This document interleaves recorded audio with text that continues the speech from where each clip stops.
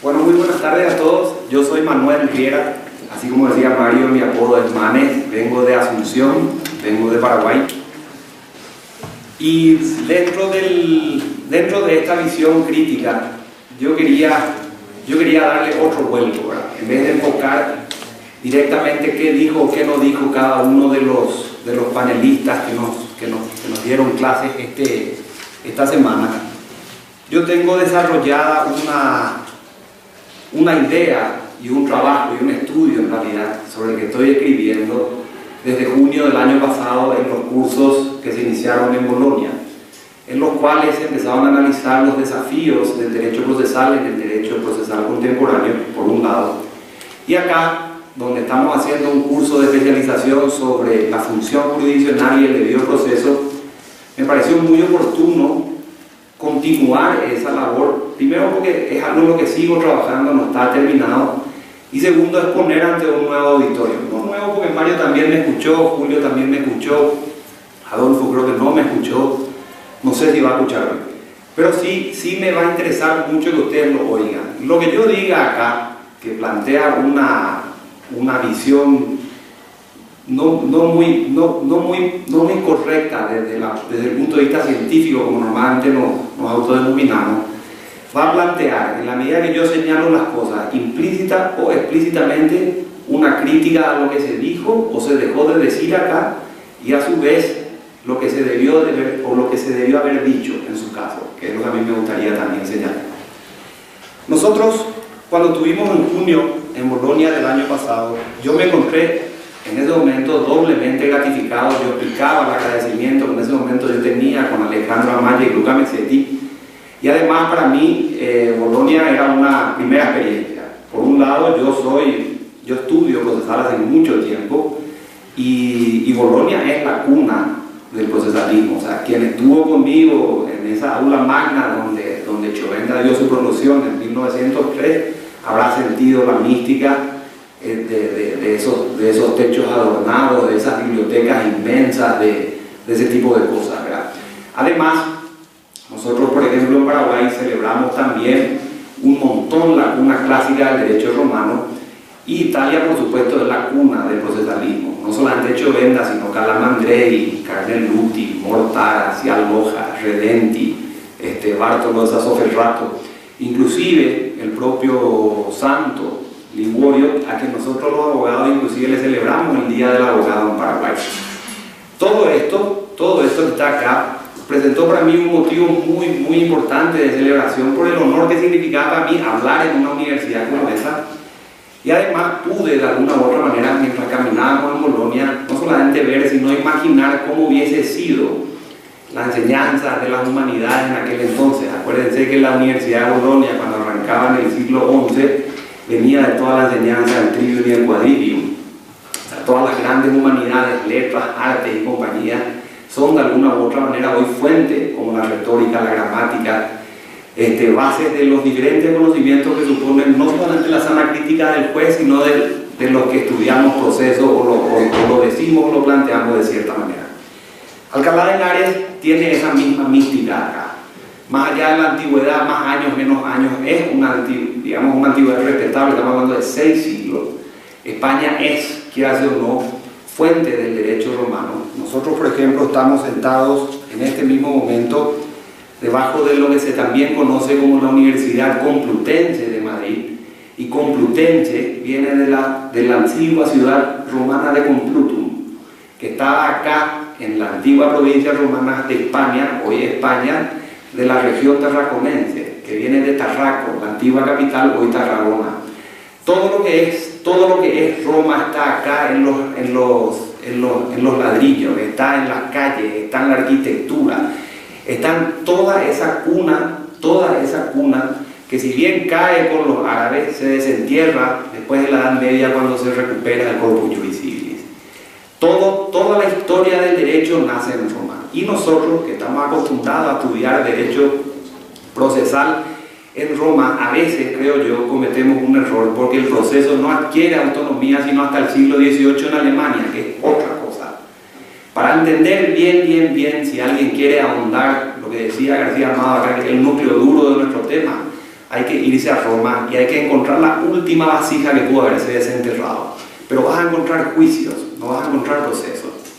Vas a encontrar acciones de la ley, vas a encontrar fórmulas, vas a encontrar el extraordinario cognicio y vas a encontrar que todo el desarrollo del derecho romano, entiéndase la acción romana, que no era procesal, porque no se concebía el proceso, acción a secas, no es otra cosa que directamente el desarrollo de la propia civilización romana. Nosotros salimos del derecho militario, que es la Roma cuadrata, del muro de Rómulo y Remo, para pasar de otra vez al derecho de gente, no porque Roma quiera, sino porque se expandió en la vida y va conquistando el mundo. Nosotros salimos del pretor urbano y después entramos al pretor peregrino, el que empezó a caminar por ese mundo recientemente extendido. Todo lo que se ve en el desarrollo del derecho tiene, a mi manera de ver, siempre, aunque no le guste a la gente, una historia. Todavía, siempre. Todos los eventos políticos, sociales, económicos, los que fueran, de alguna u otra manera, son causa de los efectos jurídicos que vienen después. Este curso se da en una cena, en Alcalá. Es producto de un evento social. No digamos el producido de una razón equilibrada, principialista, cognoscitivista, no. Fue una cena, fue una pizza. De la misma manera, yo creo que eso se puede leer en todos los grandes eventos históricos y en todos los grandes eventos sociales que de alguna u otra manera marcaron la relevancia de las diferentes, digamos, culturas que son base de nuestro derecho, europeo continental primero y americano después. A mí me gustaría que esta introspección, cuando se habla de debido proceso, se haga esa separación.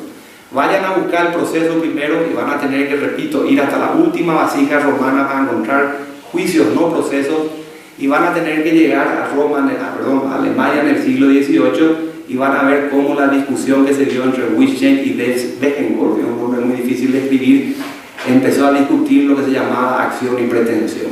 Esa discusión, que para Couture fue una suerte de división del átomo en la ciencia procesal, es la que empezó a marcar la bifurcación después que siguieron tipos como von Bülow, el interés jurídico, o tipos como Goldschmidt, que son todas personas que después emigraron inclusive de Argentina, que son los libros que leyeron nuestros mayores y que nos enseñaban a nosotros. No es una contaminación, pero sí es una circunstancia que poluye de alguna u otra manera, porque hay un montón de material de conocimiento que a nosotros nos viene dado, y eso es innegable.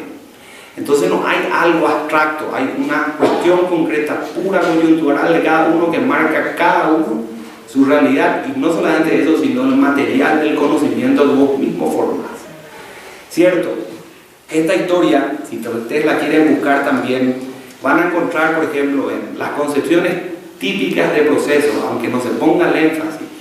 Por ejemplo, en Colombia, todo lo que explicó David Echandía y todo lo que explicó Beatriz Quintero Prieto, una magistrada que hace poco falleció, ponen el énfasis en la ciencia procesal como encaminada a un fin. Lo mismo van a encontrar en Alvarado y en Briceño, en México y en Argentina, que si bien no ponen en la finalidad del proceso, hablan en su causa y en su razón de ser. O sea, paz social, persecución de la eliminación de los conflictos, retiro de la violencia privada, la autodefensa de la sociedad. Siempre el derecho es para algo. Couture dice lo mismo, porque si la continuación de los pasos a seguir sin un fin específico, estaríamos hablando de un mero movimiento, que es procedimiento. Y lo que yo he visto acá, lo que yo he visto en el señor del primer día, que es el doctor Faustino, y lo que vi en el señor Ordeña, es mero movimiento.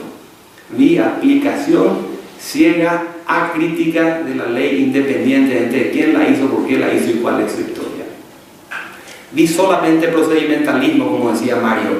No vi crítica, no vi retrospección, no vi introspección, no vi. Si eso está bien o está mal, yo creo que no es una cuestión de juicio de valor, sino que es una cuestión que nos aleja de la realidad. ¿Por qué? Porque yo creo que cuando se buscan estas cosas, ese caracú que nosotros comemos en Paraguay, ese núcleo duro del que hablaba Amado, es donde realmente se entiende por qué estamos hablando de estos temas o por qué estudiamos estos temas.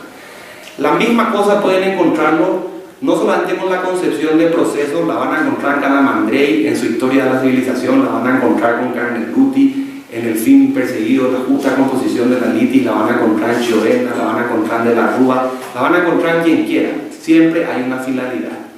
Y la misma historia van a encontrar en la parte de vida, que no es producto italiano, que no es producto español, que no es producto europeo continental, ni siquiera americano. Es británico con una cuota anglosajona y germánica a la vez. Todo esto nos remite a la vieja historia de Juan Plantagenet, o sea, Juan sin tierra, 1215, y esa es una historia que Alvarado no puede eludir. De hecho, él no le llama proceso a eso, le llama sistema de enjuiciamiento, pero recurre a él. Toda la idea de Alvarado y toda la idea de Briceño no puede desempeñarse o no puede desarrollarse sin un sistema de enjuiciamiento que tiene netamente índole liberal. No puede. Necesita una cuota democrática, necesita una cuota de respeto del individuo o individualismo y necesita sí o sí postulados liberales. O si no, no se puede. Entonces, quieras o no, el proceso de Alvarado sí podrá ser aséptico, pero su sistema de enjuiciamiento dentro del cual se desarrolla necesariamente tiene una historia y es política. Y es política, y es filosófica, y es teórica, y es sostenible, y no es refutable porque es fáctica. Se dio. Hay que salir de Gran Bretaña y van a encontrar un montón de normativas en la época de Guillermo Orange, van a encontrar en Eduardo III, van a encontrar la Revolución Gloriosa en 1688, van a encontrar la Revolución Francesa, van a encontrar la Revolución Americana, y todo eso ha generado las grandes constituciones que forman hoy no solamente nuestras leyes, sino un sistema federal predominante en países como Canadá, Estados Unidos, México, Argentina, Brasil y otros más. O sea, las grandes copias de la gran constitución no es otra cosa que el triunfo de grandes revoluciones, es el corte con el antiguo régimen. O sea, la constitución de los Estados Unidos es la ruptura del cordón umbilical británico, como el Código de Napoleón, que es la exégesis, es la ruptura también, la ruptura con el antiguo régimen de la monarquía absoluta. Todo el derecho ha tenido, para mi gusto, siempre un movimiento político, social o económico relevante detrás. Siempre. Si ven la historia de la Constitución americana, si ven la historia de las enmiendas que se estudian como fuente del debido proceso, la enmienda 5 y la enmienda 14, van a encontrar que esas enmiendas no se dan porque Estados Unidos pensó que su proceso debía ser debido. Se dan porque Washington empezó a meter la mentalidad que había que empezar a parar con el tema de la esclavitud. Y se dan porque todo el tema que le tocó a Lincoln se da en la época de la Guerra de Secesión, cuando Estados Unidos comienza la reconstrucción. No la reconstrucción de un país herido de guerra, sino un sistema económico predominante donde la esclavitud era la mano de obra en todo el sur del Estado americano. Hay de vuelta choque de sistemas económicos, choque de realidades políticas, choque de líderes políticos, presidentes en su momento, comandantes de los Estados Federados, generales de guerra incluso. Esa constitución es la que recibe Argentina en 1853. Y Paraguay, que es otro caso, ha tenido 6 constituciones a lo largo de su historia independiente. Desde 1813, pasando por el 44, el 70 en el siglo XIX, 2 más en el siglo XX y la vigente en el 92. Todas se cambiaron con un cañonazo, 100%. No hay un solo documento constitucional en el Paraguay que no haya matado a un tipo, ninguna. Y las constituciones del 13 y las constituciones del 44, si la quieren leer, son todas proclamas anti-imperialistas, 100%. Y si quieren buscar debido proceso no lo van a encontrar bajo juicio, porque es toda cuna romana. ¿Cuándo aparece la voz proceso en el Paraguay? En la Constitución de 1870. ¿Y cuándo se escribe la Constitución del 70 del Paraguay? Cuando nos ganan en la Triple Alianza los argentinos, los brasileños y los uruguayos. ¿Por qué? Porque nuestra Constitución se vació en el modelo argentino. ¿Y por qué la Argentina? Porque el trabajo hizo Alberdi. ¿Y por qué Alberdi? Porque era un amante de los americanos. El derecho que nosotros conocemos como constitucional hoy, la voz proceso, la voz de vida y todo eso ha llegado hasta nuestro país a través de la emancipación de viejas colonias, de los antiguos regímenes políticos autoritarios, y ha venido acá batalla tras batalla, guerra tras guerra, muerte tras muerte. Y esa es la historia que no se puede desconocer. Jering, que es un alemán al que yo respeto mucho, siempre ha dicho que el derecho es una lucha. No es lo mismo que el campesino defienda la propiedad privada que un general defienda su honor. Quiero ver cómo defiende el honor un campesino o su general su tierra. Son cosas distintas, las cuales forman parte de la raíz propia de su vida, su realidad. Entonces, estas historias yo no las escuché acá, vi leyes nomás. No escuché historias de violencia de género, no escuché historias, no escuché. no vi realidades o normativas fundadas en eso. Y yo creo que eso siempre hay que tener presente, que es lo que hablamos con Mario, hay que de alguna u otra manera volver a los clásicos, porque los clásicos tenían tiempo para pensar estas cosas. Ahora estamos en la justicia, ¿cómo se llama?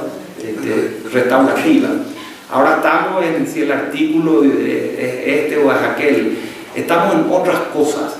Y yo creo que los problemas que traen ese tipo de discusiones, que son muy técnicas, que apuntan directamente al oficio en sí, que es función jurisdiccional, naturalmente están tratando de solucionar problemas propios de la mecánica judicial, como es los plazos, la duración, la morosidad, todo ese tipo de cosas que nosotros conocemos, la cantidad de jueces por habitante, todo ese lío que nosotros conocemos muy bien.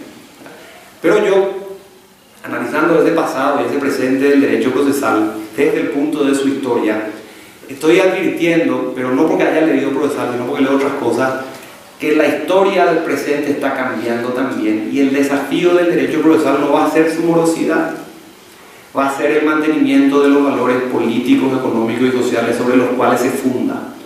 Y encontré, creo yo, y esto sí es para la parte de lista, creo yo, para discutir los grandes 5 desafíos que pueden ser, sin perjuicio de que hayan más, ojalá que no, que van a enfrentar o que va a enfrentar la ciencia procesal ya en el presente y muy pronto en el porvenir. Los principales son estos. Yo creo que nadie se da por desentendido de la velocidad a la que transcurre el siglo XXI. Ya nadie se da cuenta hoy que no se puede estar 10 minutos sin mirar el celular, que no se puede estar simplemente manteniendo una cena, sino entre 3, vos, tu pareja y el celular, ¿verdad? Esa es una realidad. Hoy la gente no toca el timbre, así te está afuera, te manda un mensaje, ya llegué. Esa velocidad tecnológica, ese tipo de cosas, trajo un montón de cosas positivas, entre ellas la globalización. Hoy yo compro un champiñón chino desde España, utilizando moneda europea a través del sistema económico americano para mandar a Paraguay, y allá se lo doy a un amigo que es colombiano. ¿Cómo se procesa eso en caso de conflicto? ¿Y qué va a ser debido? ¿Cómo se va a, bajo la concepción actual que se tiene de debido proceso, enfrentar ese tipo de globalizaciones o de realidades económicas, financieras y sociales tan complejas? Y con eficiencia, porque estamos hablando de que hoy la simultaneidad es la regla. Es preferible lo urgente que lo importante. Como decía Mafalda, ¿verdad? Es que es así. Rápido, ya, McDonald's, porque ya está rápido, automático, ¿verdad? Tengo hambre, chao. Esa es, creo yo, una de las principales cosas que vamos a encontrar. Segundo, cualquiera sea el cuerpo normativo que estudien, en sus países, en sus provincias, en sus estados, en sus regiones, como inclusive producto de relaciones internacionales, todas las que encuentren, van a siempre redondear intereses nacionales. Paraguay no va a cerrar un acuerdo con Argentina si no le interesa a la nación, y lo propio va a hacer la Argentina.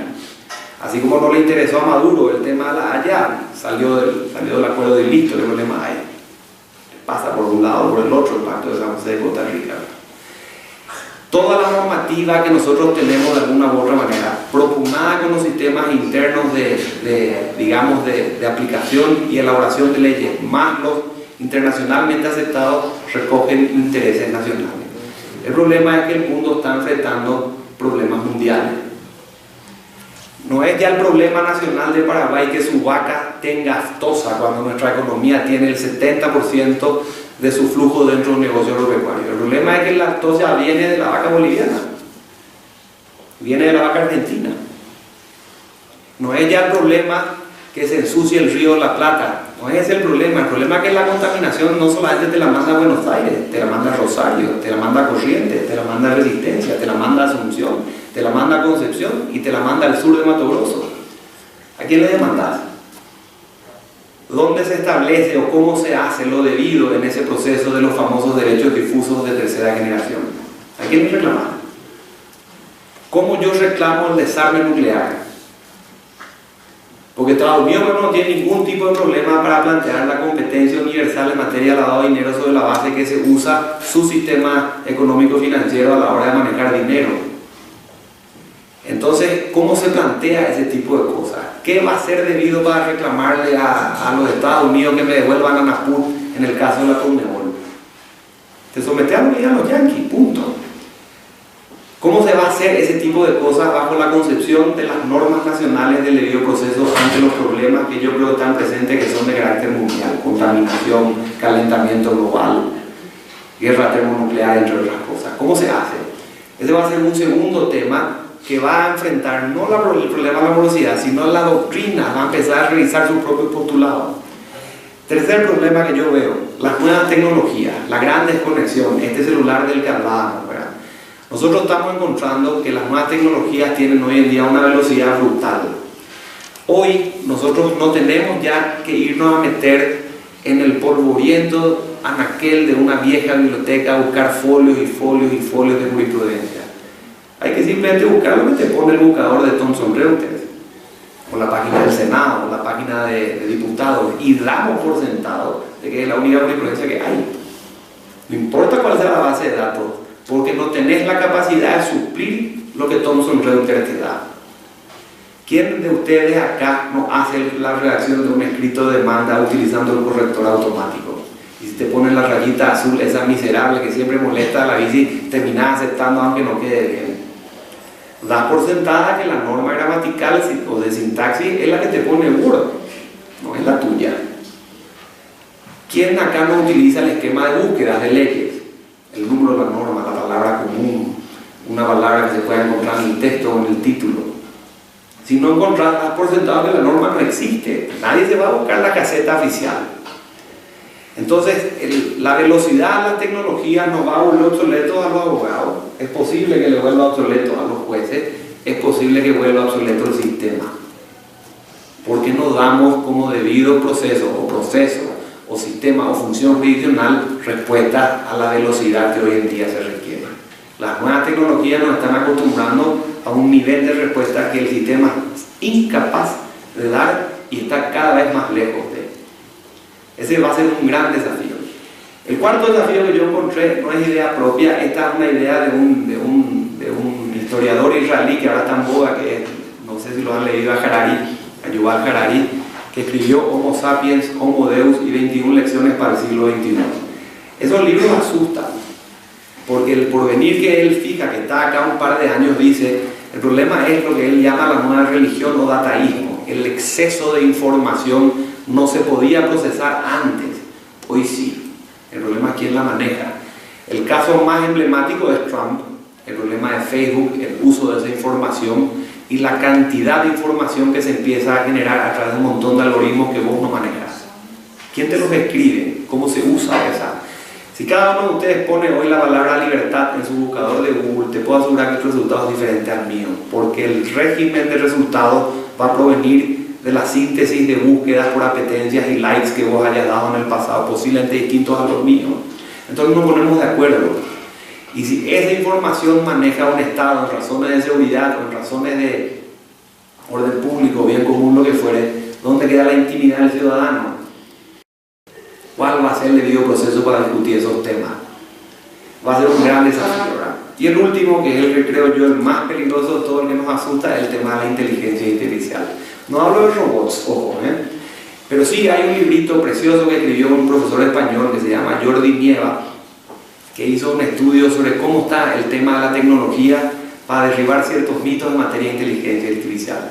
Por ejemplo, en Estados Unidos, en uno de los estados, creo que era Minnesota, Wisconsin, están utilizando unas máquinas que empiezan a generar un sistema de parámetros diciendo, bueno, este señor es señor mayor, no tiene antecedentes, no tiene hijos, o lo tiene, está casado, o no tiene esto, qué sé yo.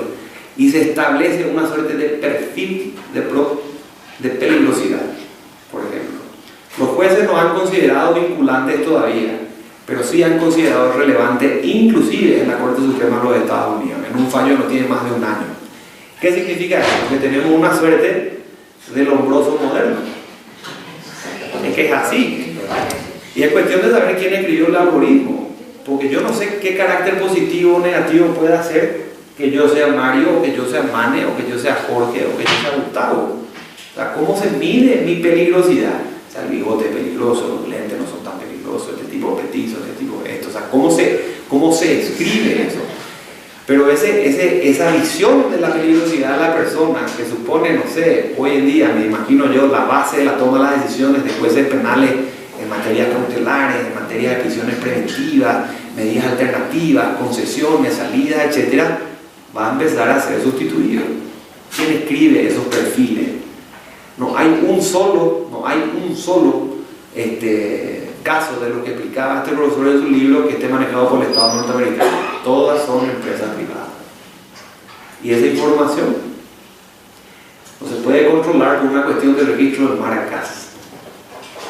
La licencia supone mantener discreto, por no decir secreto, el know-how, así como Coca-Cola nos muestra su fórmula de cuál es el algoritmo que usa ese software que ha presentado a la red. Y cómo yo controlo eso dentro de un sistema democrático. ¿Dónde está el control de la prueba?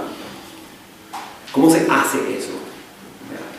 Para terminar, estos desafíos que están acá no son problemas de morosidad, no son problemas de plazo, no hay carga dinámica, no va a pasar por ahí. Simplemente va a plantear la necesidad de que nos replanteemos los postulados sobre los cuales nosotros hoy estudiamos proceso o debido proceso o derecho procesal. Si nos cambian el sistema político, si Maduro viene acá y lo sacamos al rey, los españoles van a empezar a plantear el tema y no van a aplicar tan a rajatabla la ley porque van a tener un cambio dramático del sistema político que sustenta el de sus jueces. Sin perjuicio empiezan a perseguir sus jueces. Este tipo de cosas yo creo que hay que mirarlas. ¿Por qué? Porque desde que uno estudia, sin ánimo de ser un principialista, aplicando la ley en los casos concretos, uno puede hacer la crítica fuera de los casos concretos, que es algo que yo sí le pregunté a García Amado. Vos podrías ser un tipo que estudia, un moralista, entre lo otro, pero no en el ejercicio del caso concreto. En la academia sí, o anda a meterte en la comisión de reforma legislativa y positivizar la idea. Pero cualquiera sea la idea que queramos positivizar por críticas de cualquiera de las teorías que hoy en día justifican el modo de pensar que tenemos, yo creo que nosotros tenemos que seguir poniendo la visión en los clásicos.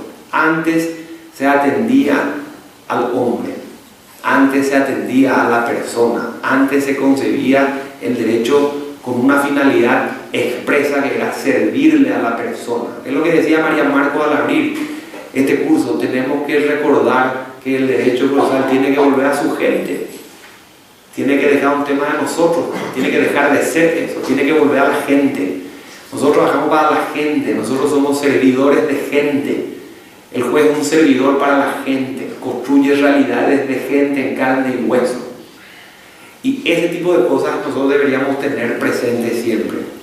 Esa crisis de la que hablaba Alvarado cuando se pegó con la realidad de sus tribunales en el 56, es la misma realidad que vio Couture en el 50 y está plasmado en un profesor mexicano, corregime doctor, Eduardo Pallares, no sé si es Pallares o Pallares, que planteaba la crisis por un exceso de leyes, un exceso de doctrina y un exceso de jurisprudencia que hacía intolerable, insistematizable e inentendible el derecho mexicano.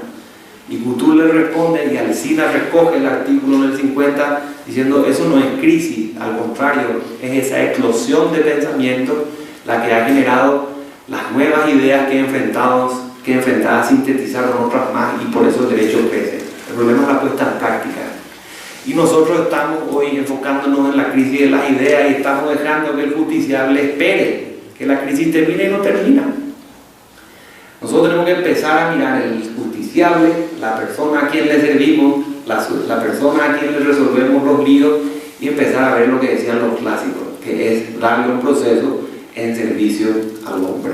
Esa es mi visión crítica de esto, que no escuché acá, y espero que de alguna u otra manera podamos enfatizar eso, ¿verdad? Que siempre que estudiemos las cosas, que discutamos las cosas, no perdamos de vista aquello para lo cual estamos acá, que es servirle a la gente. Muchas gracias.